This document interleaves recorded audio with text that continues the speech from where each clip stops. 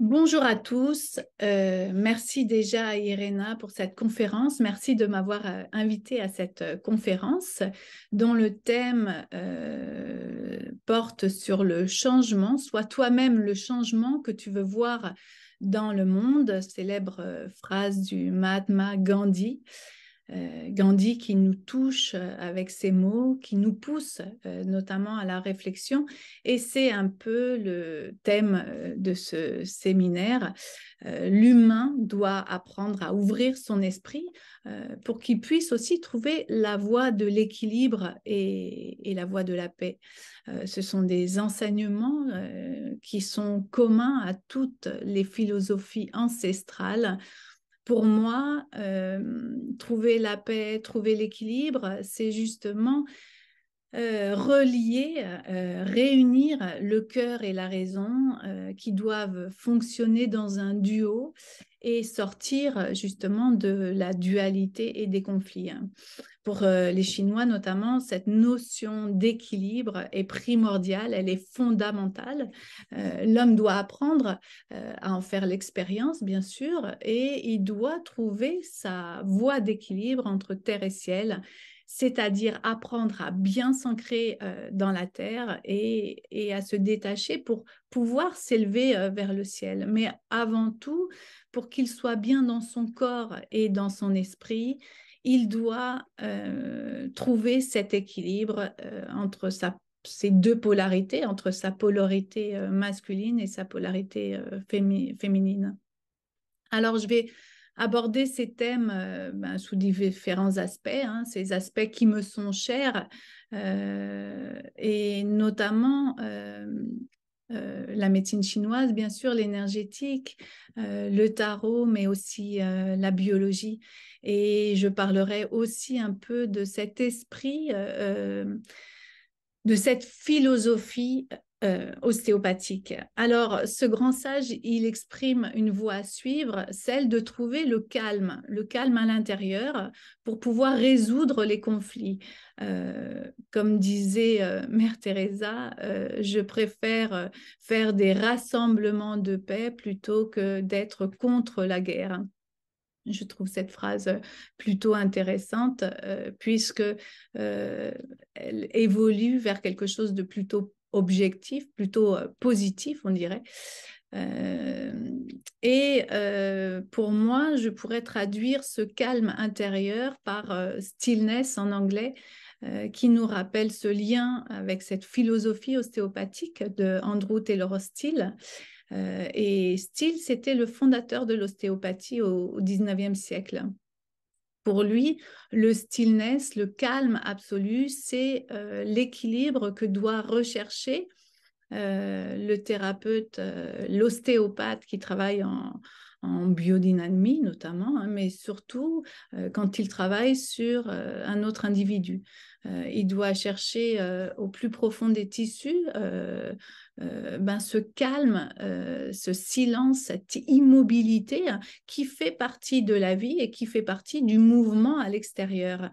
Et finalement, je pense que tout chercheur, tout individu doit aller, à un moment donné ou un autre de sa vie, aller rechercher ce calme à l'intérieur qui est source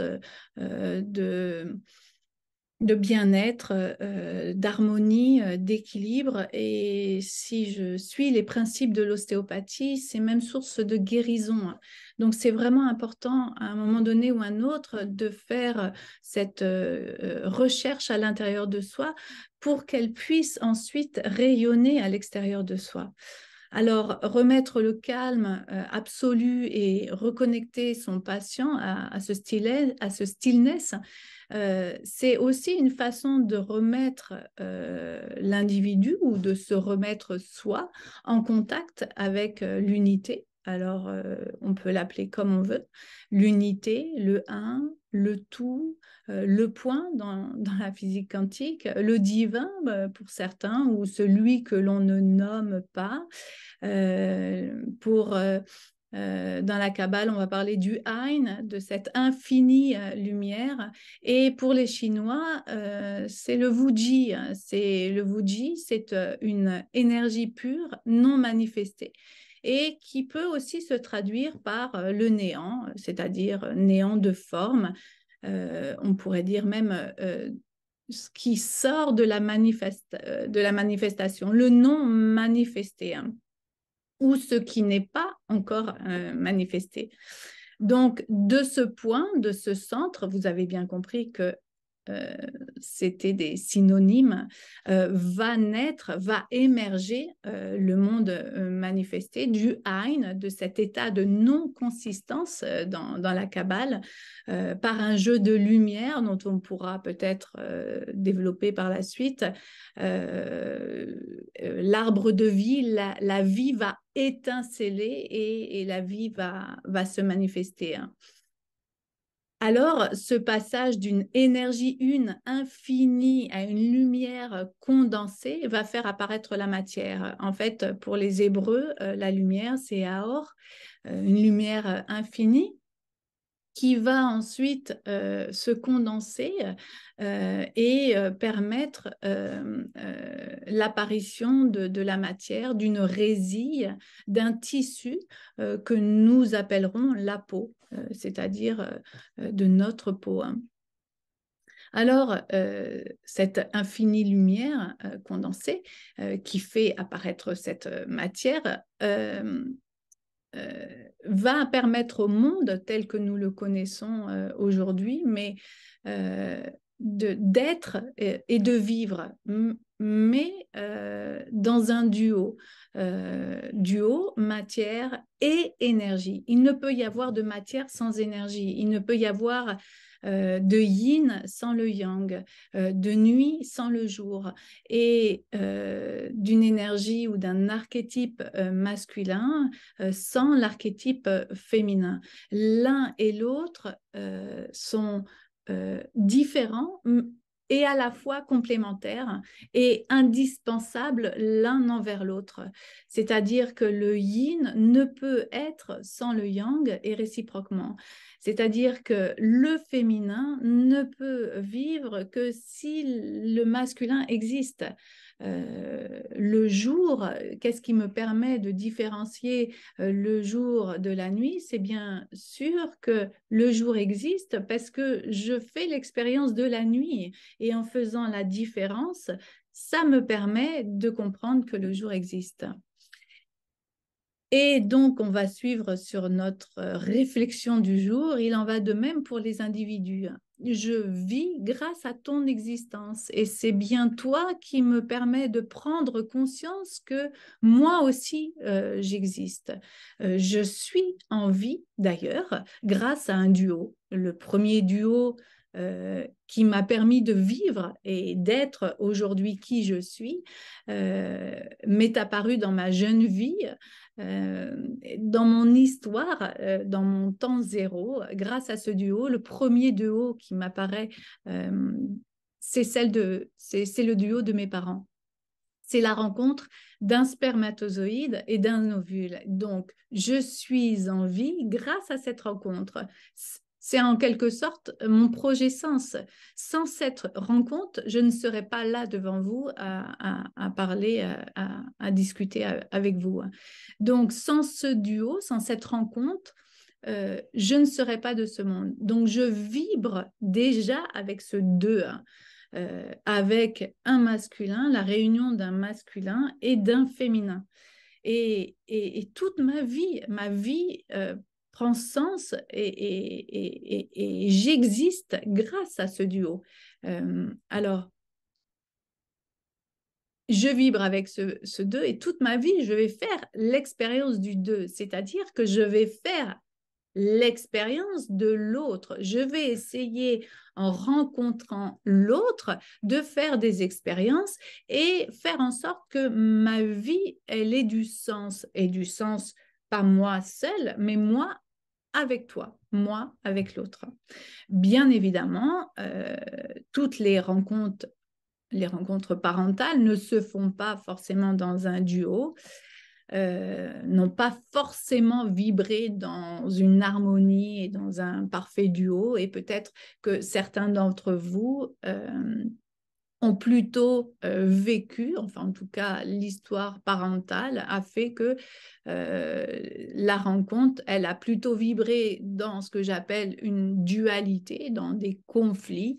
Mais c'est aussi intéressant parce que comme ça, vous pouvez comprendre certaines particularités peut-être de votre vie aussi, de votre vie de couple, de votre vie associative, de votre vie, de vous en lien avec l'autre, dans le sens de vous et l'autre, de votre partenaire de vie, de votre relation vis-à-vis de l'autre. Donc, si vous êtes né d'un conflit, d'une dualité, peut-être que ce sont des pistes à rechercher. Pourquoi vous, aujourd'hui, vous vivez chaque couple dans une dualité.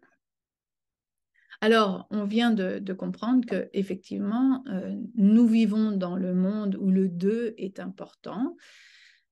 Pour les Chinois, comme je viens de vous le dire, le 2, c'est le yin et le yang qui est issu du Wuji, hein, du néant, qui s'est ensuite développé et est devenu un Tao où le yin et le yang sont rassemblés ensemble. Et grâce au mouvement, le yin et le yang se sont séparés, mais sont quand même reliés et complémentaires.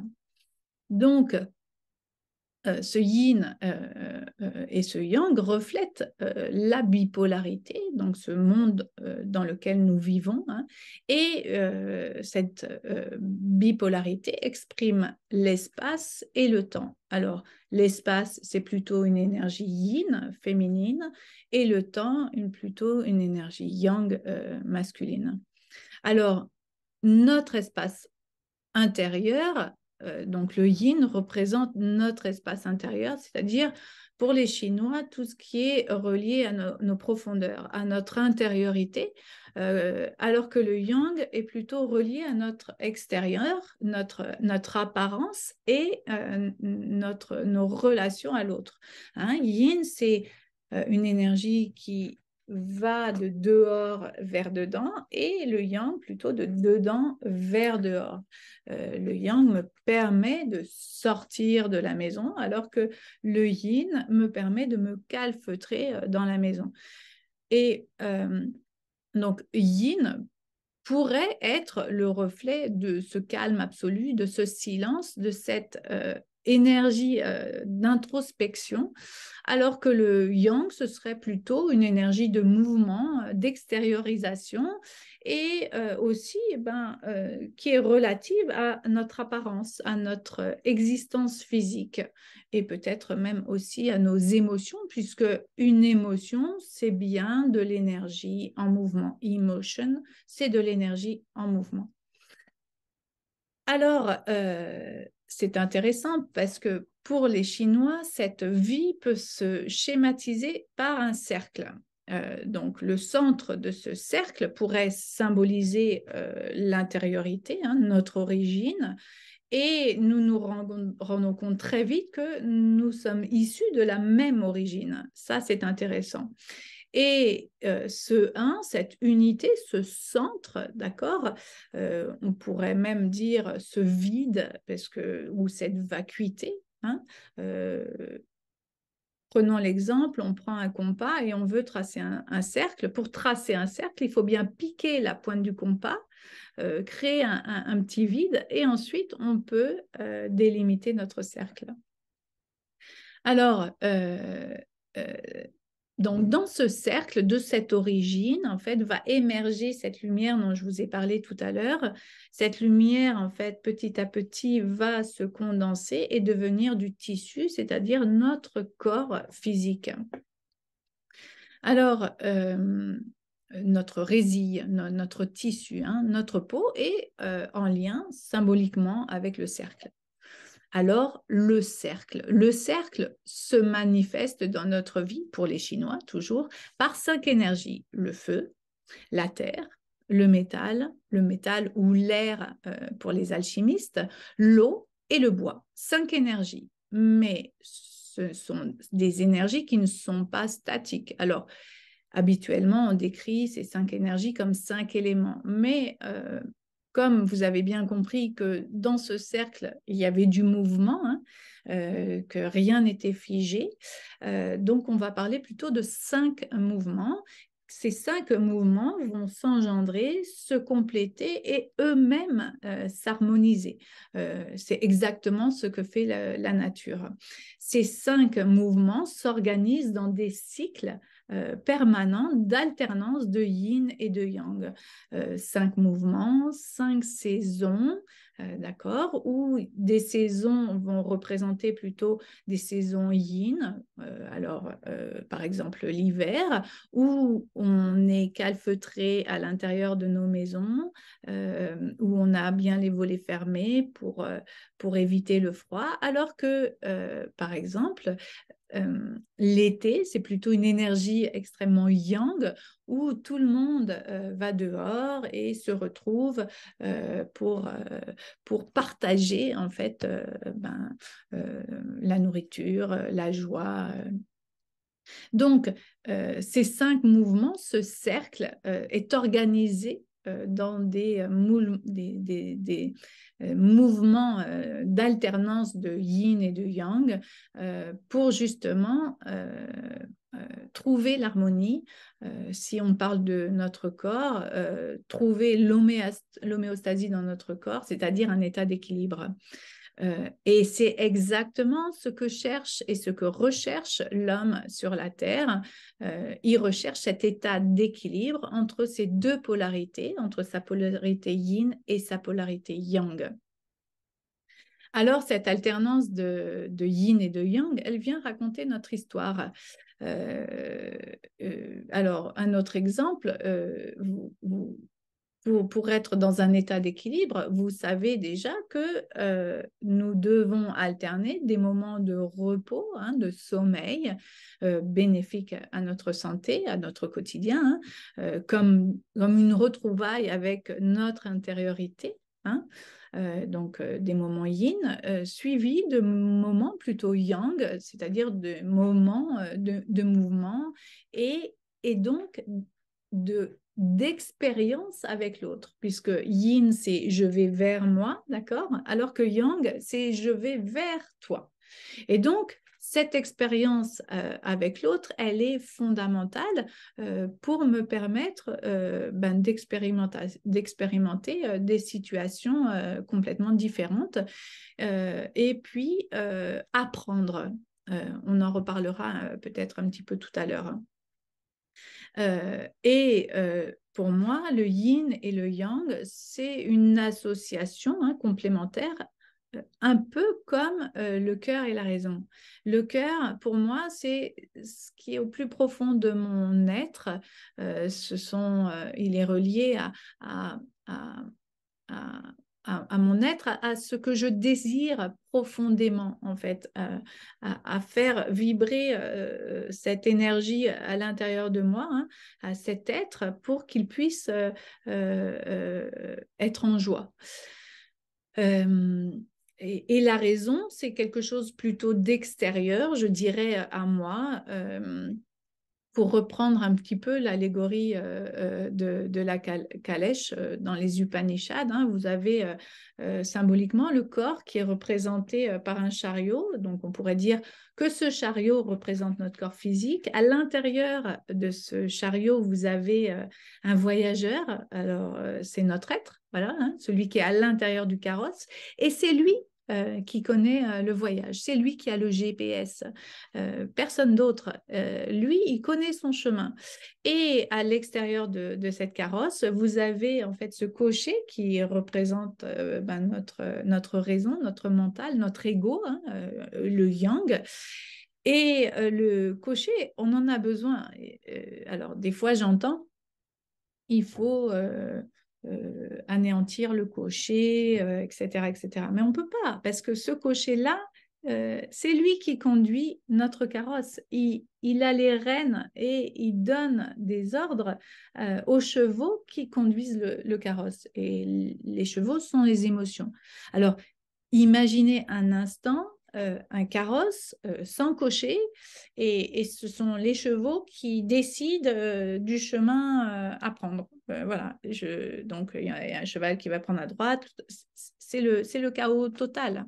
Donc le cocher est nécessaire pour conduire le carrosse et puis dire aux chevaux oh, calme-toi, pas de galop là, le chemin là qu'on est en train de prendre il est un peu chaotique, il y a des cailloux, il y a ceci, il y a cela, il faut peut-être faire des virages un peu serrés, donc on va s'apaiser, on va peut-être là marcher au pas ou peut-être un petit trot comme ça. Et donc, ce cocher, vous avez bien compris qu'il est utile. Mais si le cocher prend le dessus et dit « Ouais, moi, je sais tout, je connais le chemin, la direction, moi, je veux aller à gauche parce que c'est mieux, c'est plus rapide, etc. » Il a un peu tendance à faire ça quand même. Eh bien, il a tort. Il a tort parce que c'est pas lui qui a la direction. Imaginez, vous montez dans un taxi et le taxi dit moi, je veux t'emmener à Paris. À Paris, non, j'ai pas envie d'aller à Paris. Moi, je veux aller au bord de la mer. Qu'est-ce que je vais faire à Paris? Et non, non, non, c'est à Paris qu'il faut aller parce que c'est bien pour toi. Et ben voilà, c'est exactement la même chose. Donc, ce cocher, il va falloir qu'il communique avec le voyageur à l'intérieur, parce que c'est lui, comme je l'ai dit, qui a le GPS, qui connaît le chemin, le chemin, je dirais, qui a le discernement et qui connaît le chemin qui est bon pour lui. Voilà. Donc, ils doivent s'accorder les deux. Voilà. Et ben, c'est exactement le cœur et la raison. Voilà. Ils doivent communiquer. C'est-à-dire que nous devons communiquer nous-mêmes à l'intérieur de nous et trouver un accord. Quand on est en conflit, et on va en parler un petit peu après, du coup, soit c'est l'immobilisme, ma raison veut aller à gauche, moi je veux aller à droite, mais comment on fait? Vous voyez bien que hop, on se fige, d'accord? Bon, c'est un peu ce qui se passe quand vous avez des torticolis. Bon, je dévie un petit peu, mais c'est exactement ça. C'est moi, je pense aller à droite et toi, tu dis non, c'est mieux à gauche. Et du coup, on fait quoi alors? On fait quoi? On s'arrête. Voilà. Donc, l'idée, ça va être de trouver la paix à l'intérieur de soi. Voilà. De trouver en fait une harmonie, un duo pour poursuivre ce chemin de façon paisible et le moins chaotique possible. Alors, no fight, voilà, c'est exactement ça. Alors, c'est exactement le principe chinois du yin et du yang, hein, qui met en avant la possibilité à l'être humain, dans chacune des situations qu'il vit, de pouvoir dire oui et de pouvoir dire non. Voilà. Donc, l'équilibre qu'il doit trouver et qui va permettre de confirmer son évolution, c'est qu'il doit pouvoir dire oui quand il pense oui et dire non quand il pense non. D'accord? C'est exactement ce que j'appelle, moi, vivre en duo avec soi, c'est-à-dire vivre en harmonie intérieure. Alors, c'est un peu ce que Gandhi évoque dans ses idées, hein, dans un principe fondamental qui est basé sur la non-violence. Et cette non-violence, pour lui, est nécessaire pour changer le monde. Mais cette non-violence, de façon évidente, va supposer en fait une vision où l'homme doit sortir de sa propre dualité et amener en fait à l'intérieur de lui ce duo et sortir du duel. Alors, bien sûr que lorsqu'il vit le duel à l'intérieur de lui, c'est comme s'il vibrait duel, d'accord? Et c'est comme si cette vibration intérieure portait ses fruits aussi à l'extérieur de lui. Puisque on le verra, hein, et je vous ai dit, nous sommes tous issus du un, donc nous sommes tous interconnectés dans ce monde, d'accord? Et donc l'autre, on pourrait dire qu'il est le reflet d'une partie de moi-même. Voilà. Et quand je rencontre l'autre et que certains aspects ou aspérités de l'autre m'agacent, on pourrait dire, m'agacent, ou ne me plaisent pas, ben, il va falloir que je, je recherche à l'intérieur de moi, en fait, pourquoi ou ce que je n'aime pas de l'autre et qu'est-ce que ça m'évoque à l'intérieur de moi. Vous avez tous fait l'expérience, je suppose, un jour d'être super en colère, d'être irrité, que tout vous agace, que voilà, vous êtes super en colère. Et ce jour-là, vous prenez la voiture et comme par hasard, en fait, vous allez rencontrer tous les gens super en colère sur la route qui vont vous faire des queues de poisson. Voilà. Et c'est exactement ce que je suis en train de dire.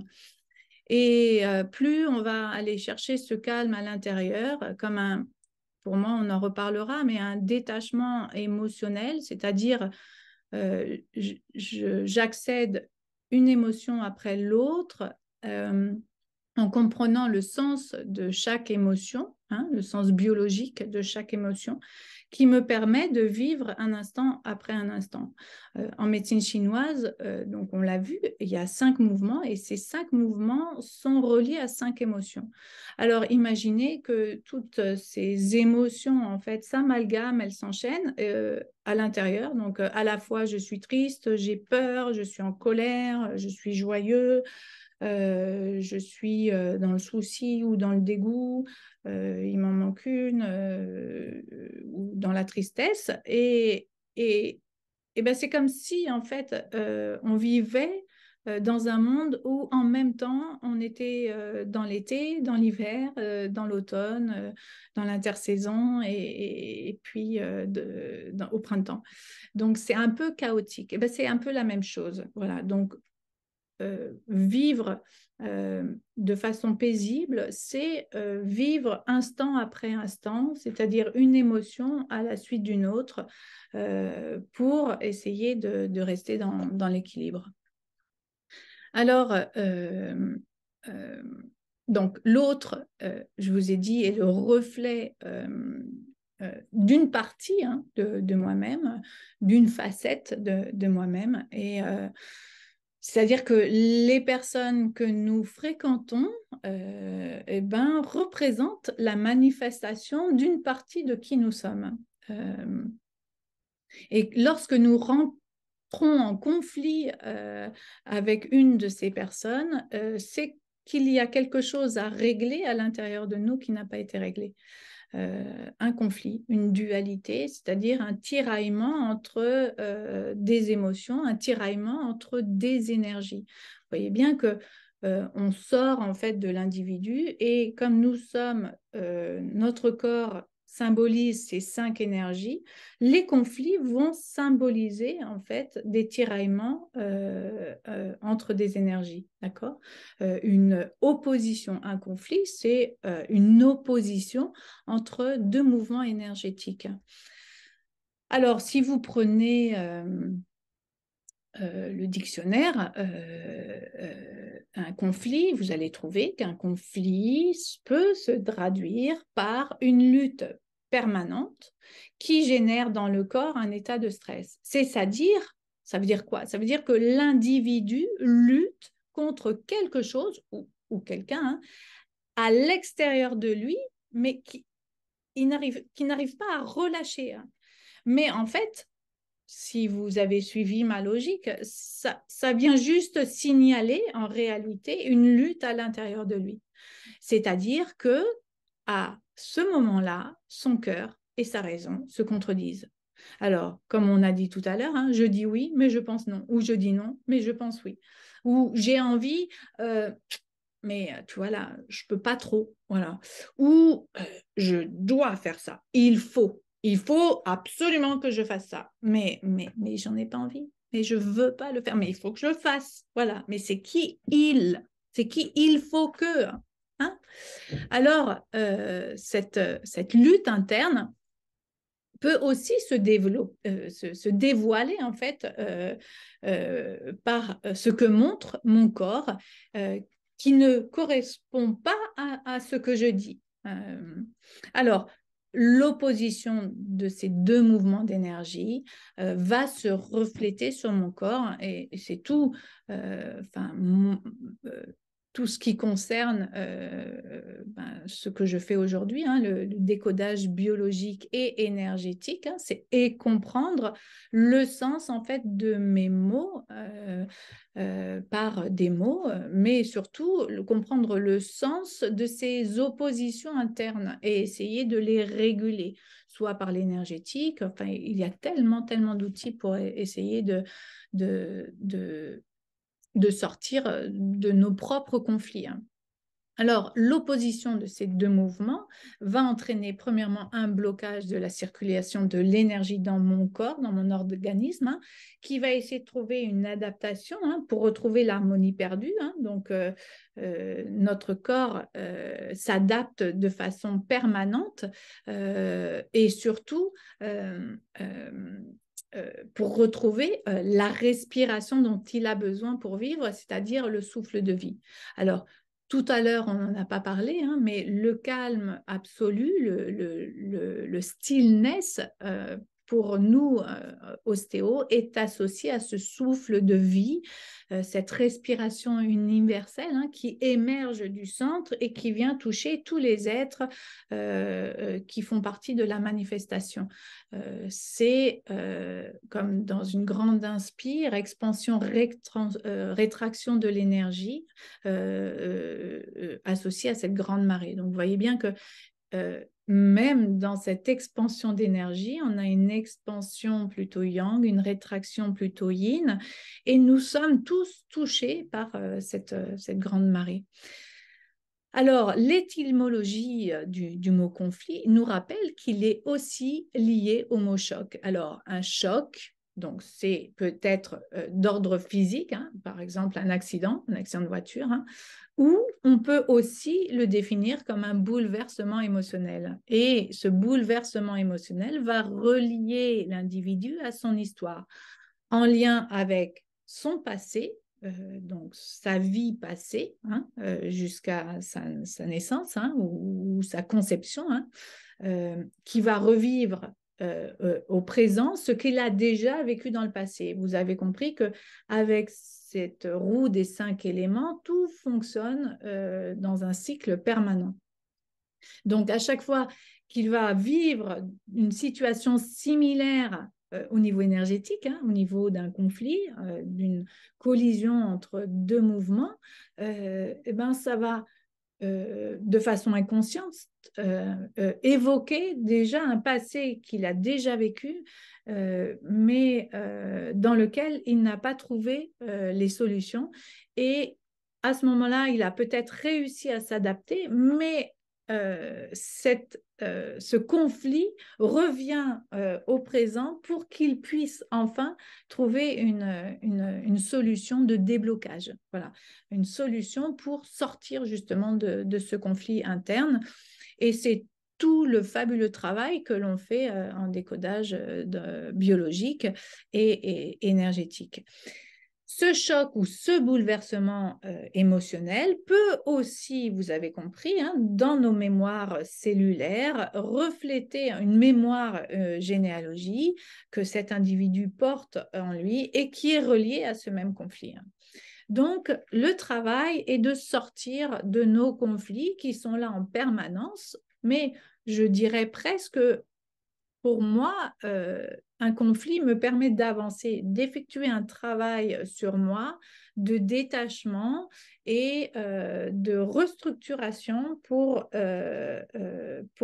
m'amener vers ce duo idéal. Voilà. Vers ce duo idéal, d'accord. C'est-à-dire euh, euh, où le yin et le yang sont en parfaite harmonie. Ça, c'est le chemin. Voilà, ça, c'est l'objectif, je dirais. L'objectif, peut-être, de chaque individu, c'est d'aller chercher, en fait, l'harmonie idéale, on va dire, entre le cœur et la raison. Voilà, où ils sont vraiment l'un et l'autre, à côté l'un de l'autre. Voilà. Alors, on a bien compris que l'humanité est loin d'être dans cet idéal. Voilà. Alors, je n'ai pas dit parfait, parce que la perfection dans notre monde n'existe pas. Et dans le tarot, on en parlera un petit peu tout à l'heure, la perfection, c'est la mort. Donc, c'est mieux de pas être parfait comme ça. Si je suis pas parfaite aujourd'hui, j'ai encore du temps, il y a du temps, je peux vivre encore un petit moment. Voilà. Alors, bien sûr que le conflit, on peut en parler dans la Kabbale, elle va évoquer, il y a un lien qui est fort entre la maladie et le conflit, hein. Pour les kabbalistes, en fait, pour eux, en fait, lorsqu'on s'éloigne de ses rêves, on finit par s'éloigner de soi. Donc, c'est un peu l'histoire du voyageur dont je vous ai parlé tout à l'heure, hein, le voyageur qui a des rêves, c'est-à-dire qu'il est venu avec une liste de choses à faire, et rêve numéro 1, tac, tac, rêve numéro 2, c'est ça, et puis, voilà, et puis ça lui donne comme une raison de vivre, c'est un peu comme, entre guillemets, le projet sens. Évidemment, le plus important, c'est d'aller rencontrer ses rêves, c'est de savoir, de connaître ses rêves, d'accord? Ça, c'est la partie essentielle et c'est celle qui est nécessaire pour que notre vie, elle ait du sens. Alors, on va parler un peu de cette maladie, hein. Pour Jodorowsky, sous chaque maladie se trouve, alors pour moi, je dirais aussi sous chaque douleur, se trouve l'interdiction de faire quelque chose que nous désirons ou bien l'ordre de faire quelque chose que nous ne désirons pas. Donc, c'est évidemment ce dont on vient de parler avec le cœur et la raison. Mais ça veut dire quoi? Ça veut dire que toute guérison implique forcément de se débarrasser de cet ordre. Et pour désobéir à cet ordre, il faut apprendre à sortir de la peur. La peur de ne pas être reconnu au sein du groupe, par exemple, la peur de ne pas plaire, la peur d'être rejeté ou d'être exclu de la famille. Donc, dès l'instant où je prends conscience de mes rêves, mais que si mes rêves ne sont pas en accord avec les rêves projetés de ma famille ou ceux qu'ils pensent être justes pour moi, donc j'ai deux choix. Soit j'obéis et je risque la douleur, la maladie, etc. Soit je désobéis, entre guillemets, à la loyauté familiale, hein, de choses que on se doit de faire, d'être une bonne petite fille, une fille modèle, soit je dis, OK, maintenant je vis ma vie et j'écoute mon cœur tout en gardant bonne raison, hein, d'accord?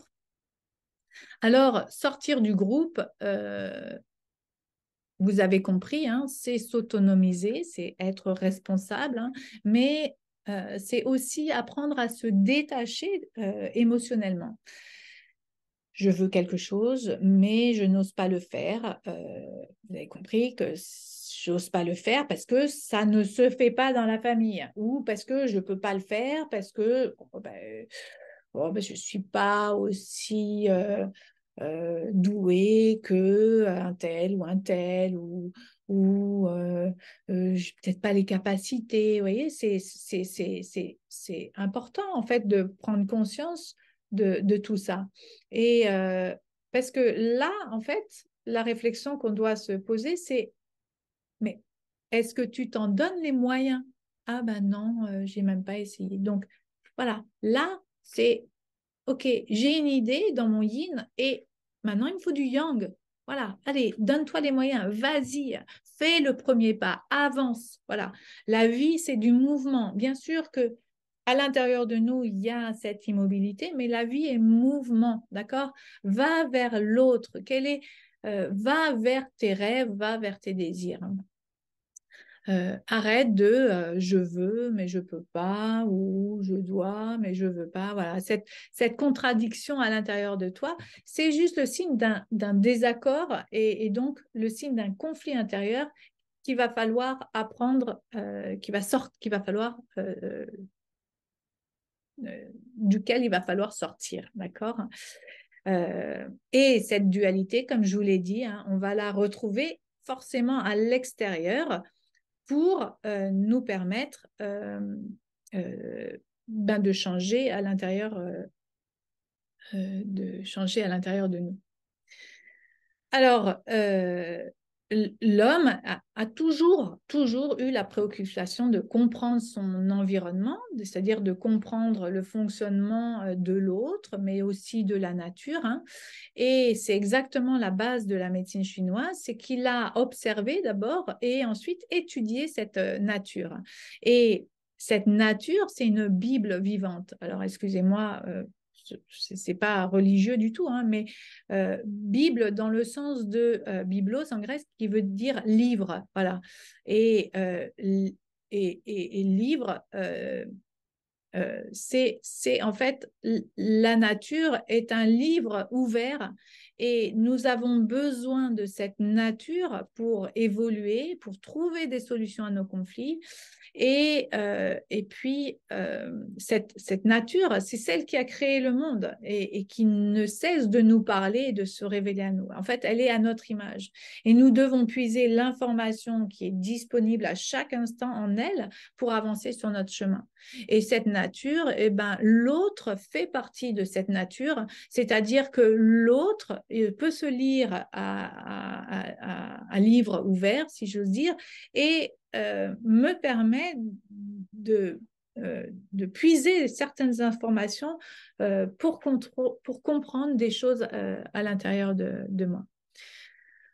Donc, on est ici pour apprendre, pour faire des expériences de cette dualité, hein. Donc là, je dis bien le mot dualité, pour transformer cette dualité, comme on l'avait vu, justement en duo. Voilà. Même si on est encore loin de ce duo, regardons un peu ce qui se passe à l'extérieur de nous et nous comprenons qu'on est en chemin, allez, mais on est vraiment loin de cette harmonie dans le monde.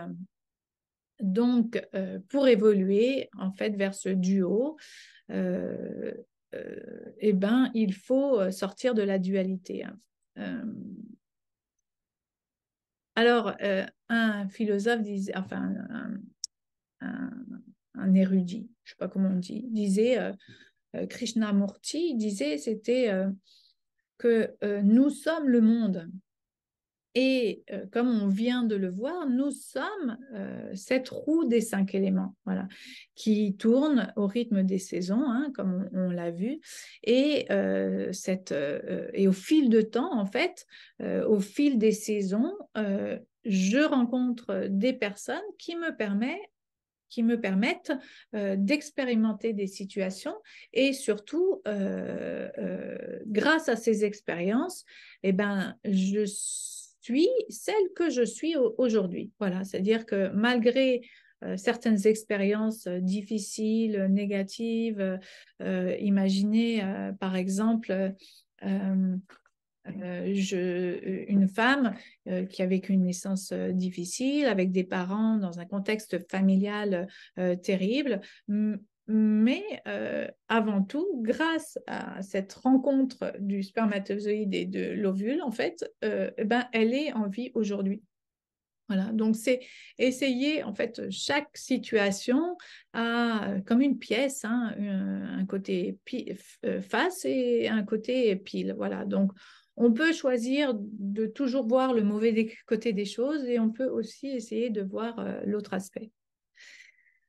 Alors, pour terminer cette conférence, on va parler un peu du tarot. Parce que moi, je suis passionnée en fait de ce tarot, mais un tarot dans un aspect thérapeutique. Alors, il est intéressant de voir ces 22 arcanes du tarot de Marseille comme un chemin que prendrait chaque individu. Et c'est un chemin qui va révéler en fait le départ du chemin avec le battleur, hein, comme l'arrivée au monde, hein, donc l'incarnation, le premier souffle, la respiration, le bagage qu'il porte sur ses épaules, un peu où tout est possible, hein, un peu ce voyageur qui était dans le carrosse tout à l'heure et qui avait sa petite checklist de choses à faire et avec des outils à côté. Voilà, les outils que j'ai pris dans mes valises. Et puis, je vais... de façon théorique, j'ai tout, mais il va falloir que j'en fasse l'expérience. Voilà, que j'avance sur mon chemin jusqu'au 22 pour faire cette expérience. Alors, cet homme, cet individu s'incarne dans la matière, d'accord? Et donc dans la terre, donc il a les pieds sur terre, hein, ça va être son premier gros travail. Et on va le voir rapidement lors des premières cartes. Il doit apprendre à s'incarner, à se poser avec sa famille, avec la matière, par l'éducation, par voilà, tout un tas de choses. Et puis ensuite, une fois qu'il est bien incarné, son chemin, ça va être de se tourner vers le ciel, d'accord, pour pouvoir se détacher de cette matière et s'en libérer. Et donc là, on termine avec le 22, le mat, voilà, qui est considéré bien souvent comme un passage entre terre et ciel, d'accord? Mais voilà, dans cet exemple, on va partir de 1 pour aller jusqu'au 22 vers cette libération. Hein. Euh, alors, juste un petit amusement, hein, tarot, si on fait l'anagramme de tarot, en fait, on peut entendre rota, rota en latin ou en espagnol, hein, c'est cette roue, et on peut faire le lien entre cette roue des 5 éléments et le tarot. Et c'est exactement ce que nous avons fait avec Gérard Attias, hein. On a fait tarot et trame énergétique, le lien entre ces 22 énergies qu'on a reliées en fait aux 5 éléments, toujours pour essayer de comprendre chaque individu, son chemin de vie, et puis des changements en fait qu'il doit effectuer pour aller vers ce duo et sortir de la dualité, donc de la douleur, comme on a vu, hein, des conflits, de la maladie, voilà. Alors, 22 arcanes, 22 symboles, 22 personnalités. Donc, vous avez compris déjà que ce 22, ça représente le tout, ça me représente moi, d'accord? Et à l'intérieur de moi coexistent en fait ces 22 personnages. 22 facettes qui me représentent et qui vont de temps en temps, alors vous voyez que je suis plein de monde à l'intérieur de moi, d'accord, mais qui vont voilà, sortir de temps en temps et me dire, ah tiens, aujourd'hui tu es plutôt ermite, tu te mets dans ta grotte, aujourd'hui tu es plutôt papesse, ah bah oui, je m'occupe de mes 4 enfants, aujourd'hui tu es plutôt je ne sais pas, quelqu'un d'autre. Voilà. Donc, ces 22 personnalités, hein, sont représentées par donc les 22 figures du tarot, 22 symboles, 22 énergies. C'est intéressant aussi de relier ces 22 symboles à 22 points d'énergie, hein, 22 points d'acupuncture, et qui nous rappellent le lien fort entre notre corps et notre esprit. Et 22 comme 22 chromosomes. Donc, vous voyez bien que ces 22 chromosomes représentent presque, grâce à l'ADN, hein, l'histoire de l'humanité. Donc, c'est quand même pas rien. Et ces 22 chromosomes nous rappellent aussi le lien que nous entretenons de façon permanente avec notre passé et notre histoire généalogique. Voilà, donc celle-là, on se charge et on la garde sur les épaules. Donc, chaque personnage va dévoiler une facette de nous-mêmes et va nous apporter un enseignement. Voilà. Donc, ces 22 arcanes représentent à la fois le monde extérieur, notre environnement, hein, et notre monde intérieur, c'est-à-dire notre corps, notre esprit qui sont liés, mais aussi 22 arcanes qui viennent symboliser notre rapport à l'autre et ce que l'autre vient nous apprendre sur nous-mêmes.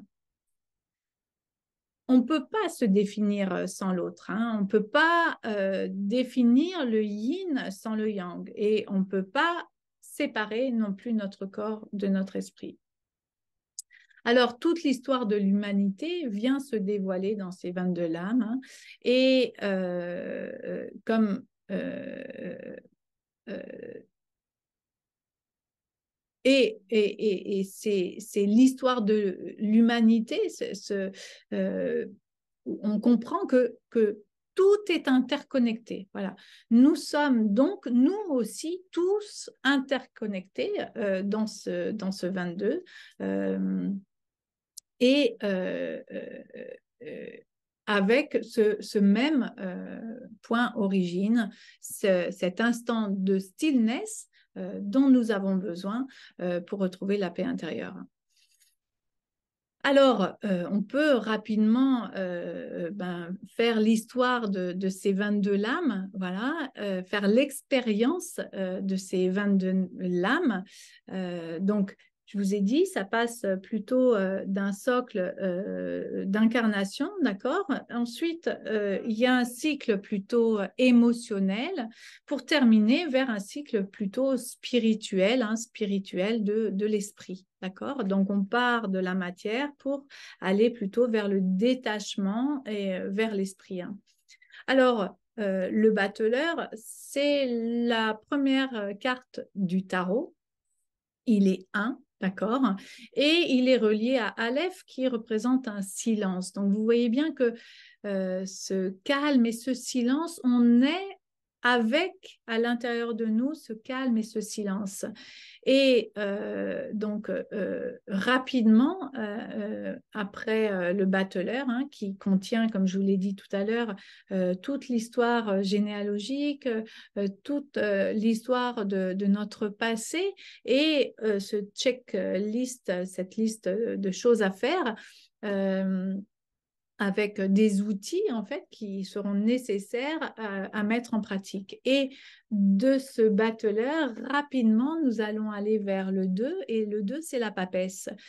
Et déjà, cette papesse qui symbolise aussi la vie de famille nous dit avant de faire l'expérience en dehors de la maison de qui est l'autre, tu vas devoir faire l'expérience à l'intérieur de ta famille. Là, tu te dis, ah ouais, c'est un peu compliqué des fois le foyer. Et quand on écoute en fait les uns les autres, on se rend compte que dans toutes les familles, c'est compliqué.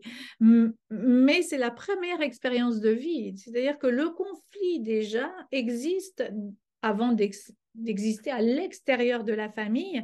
Il existe déjà dans notre propre famille. Voilà. Donc déjà, le premier terrain de jeu qu'on va expérimenter, c'est celui de notre famille. Ah ouais. Donc, c'est un peu difficile parfois, voilà, peut-être dans certaines familles plus que dans d'autres, mais voilà. Donc, l'idéal, c'est de retrouver, d'apprendre à se détacher émotionnellement. Donc, quand on reste bloqué au 2, on reste bloqué dans un conflit. Donc là, le 2 n'évoque pas le duo, là. Il évoque plutôt la dualité, c'est-à-dire le conflit. Donc, je peux choisir de rester avec la papesse dans un conflit dans la maison et de ne pas vouloir m'en sortir. Voilà, puisque la papesse aussi, il y a un esprit de... C'est une maison, hein, donc on se referme à l'intérieur et on est là, on est encore et encore et toujours dans le conflit.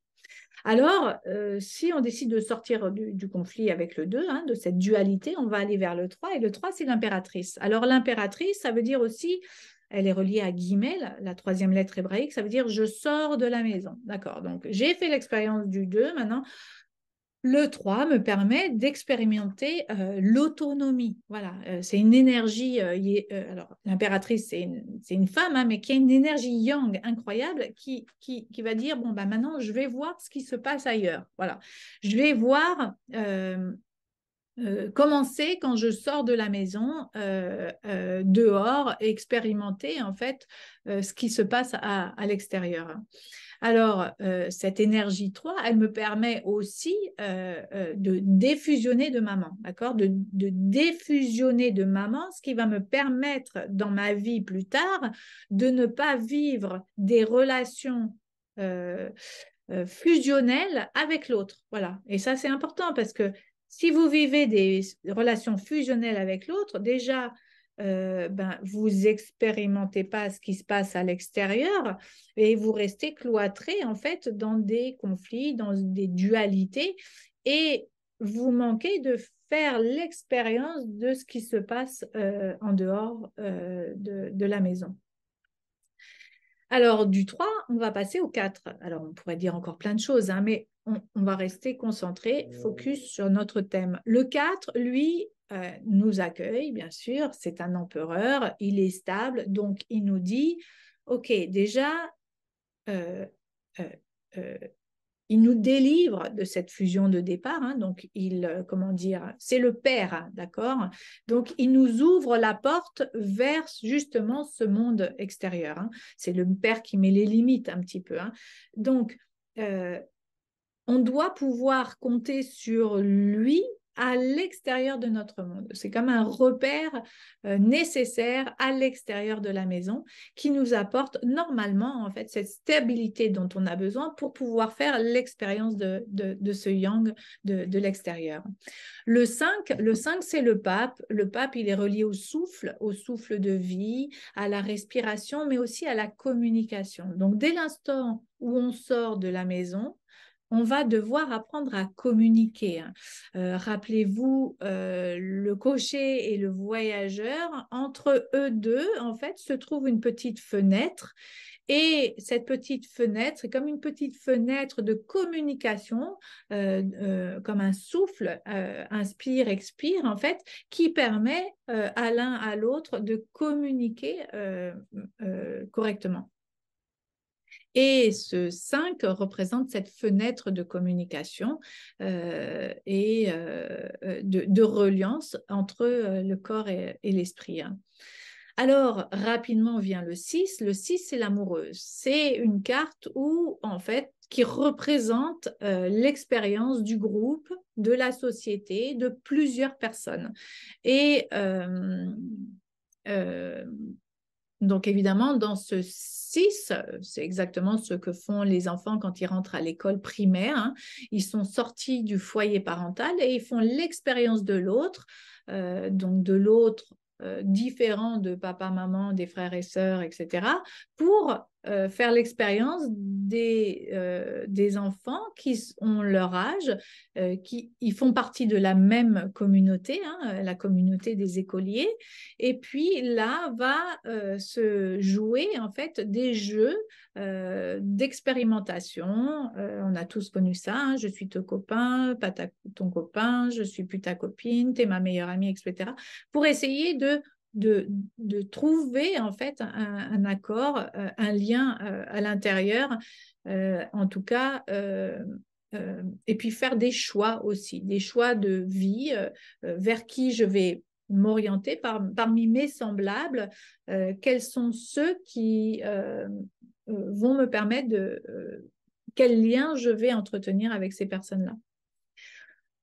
Ensuite, le 7 nous rappelle en fait le poids de notre généalogie, hein, dont on doit se libérer. Donc, on est confronté à certaines réalités de vie, à une façon peut-être de prendre des décisions, hein, dans notre vie, de ne pas obéir coûte que coûte à cette raison, à cette loyauté familiale qui peut justement nous dévoyer de notre chemin. Donc, elle commence à nous dire, attention, tu rencontres l'autre, mais apprends à trancher et à prendre tes bonnes décisions. Et là, tu arriveras à avancer sur ton chemin. Donc déjà, la 7, elle nous parle un peu de ce conflit,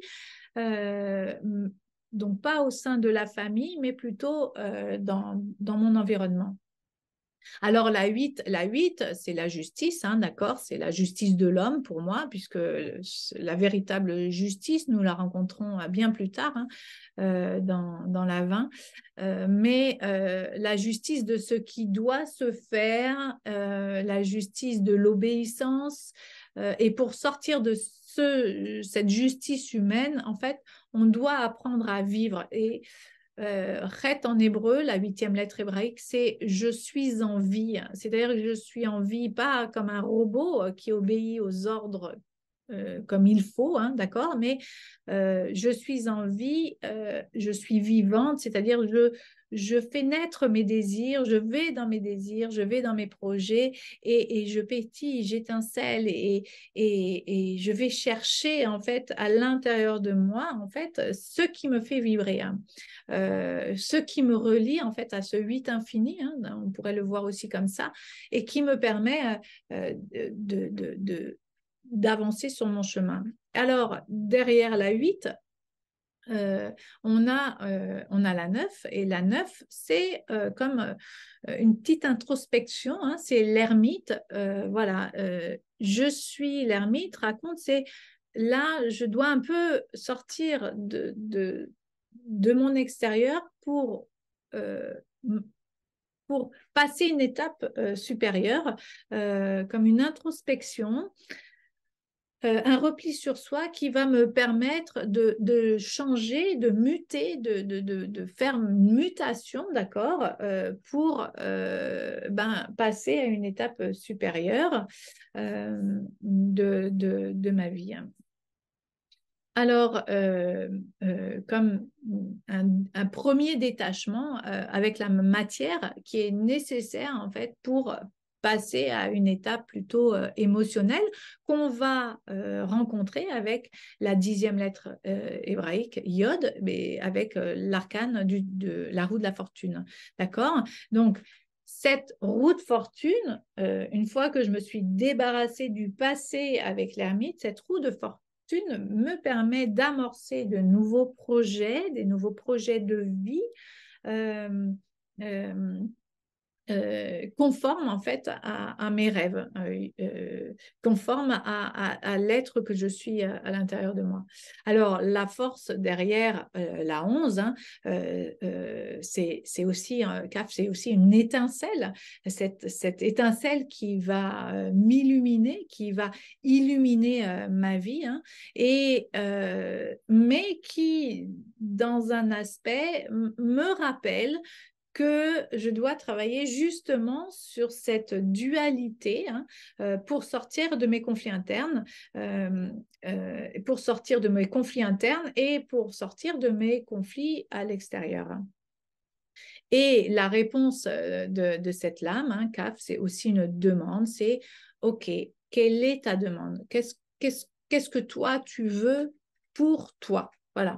Qu'est-ce que tu veux exactement? Et la 12, derrière, elle évoque ce nouveau chemin à prendre, voilà, comme une renaissance, hein, mais comme aussi une vision nouvelle de la vie, une nouvelle vision de moi aussi, une nouvelle vision de l'autre, et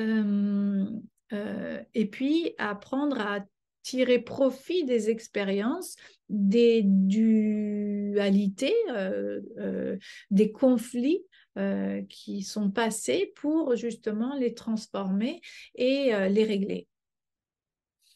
Alors, le pendu, il a la tête en bas, d'accord? Donc, c'est justement, il me permet d'évoquer cette nouvelle perspective de sa vie, hein, qui va, comme une renaissance, qui va prendre forme avec la 13. La 13, c'est vraiment retrouver une nouvelle identité, c'est-à-dire comme couper avec cette généalogie pour dire et définir qui je suis et qu'est-ce que je veux sur mon chemin.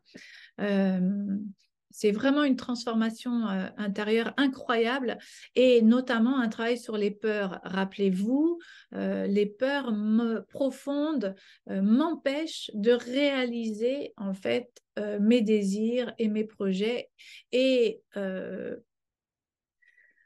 m'empêche et me force en fait à obéir à cet ordre euh, qui m'est imposé et avec cette peur de désobéir en fait. Voilà, donc là, cette 13, vraiment, elle est nécessaire, cette introspection est nécessaire, c'est un travail profond intérieur et qui va me permettre, dans la 14, en fait, de sortir la tête de l'eau pour respirer un nouvel air. Voilà. Et la tempérance, c'est exactement la 14, c'est exactement ce qu'elle fait. Et en même temps, dans le mot, vous entendez tempérance émotionnelle.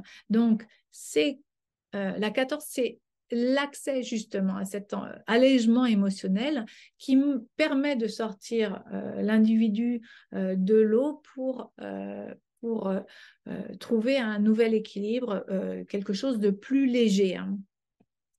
Alors, R ne signifie pas un nouvel R, hein, signifie aussi rester ancré. Et c'est exactement la 15 qui va me rappeler cet ancrage à la matière, cette structure dont j'ai besoin, en fait, pour pouvoir continuer ce chemin vers ce ciel. Alors, la 15, c'est vraiment une carte de nettoyage qui me permet dans la 16 d'évacuer toutes mes aspérités que je peux encore rencontrer en fait à l'intérieur de moi. La 15 évoque aussi cette peur de rentrer à l'intérieur de moi, cette peur de trouver dans ce puits sans fond en fait le noir, l'obscurité, le calme et le silence. Pour certaines personnes, c'est difficile d'évoquer en fait ce noir complet, ce calme et ce silence. Et donc, il faut aller chercher à l'intérieur pour pouvoir en fait sortir ces dernières aspérités et se reconnecter à la source que l'on retrouve avec la 16. On a bientôt terminé sur ce chemin. Vient ensuite l'étoile, qui est pour moi une carte extraordinaire. Cette étoile, c'est une femme qui est nue, qui est libérée, elle vit sa relation à l'autre complètement nue, c'est-à-dire qu'elle n'a plus rien à cacher. C'est-à-dire que l'autre, elle sait très bien que c'est le miroir d'elle-même à certains points de vue, et plus elle a fait le nettoyage sur elle, plus sa relation à l'autre, elle est fluide. Elle a l'étoile polaire qui la guide, elle est complètement connectée à la nature.